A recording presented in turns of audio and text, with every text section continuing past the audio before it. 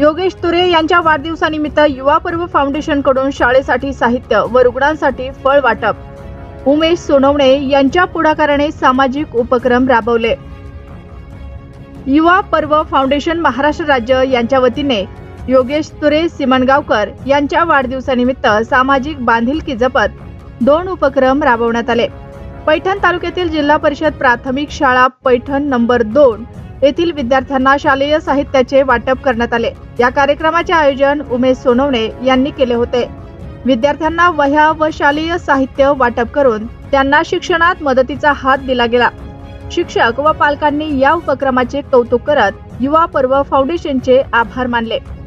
दरम्यान परभणी जिल्हा सामान्य रुग्णालयात दाखल असलेल्या रुग्णांना फळ वाटप करण्यात आले.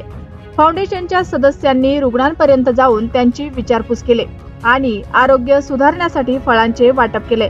या छोट्याशा कृतीतून माणुसकीची जाणीव प्रकर्षाने जाणवली.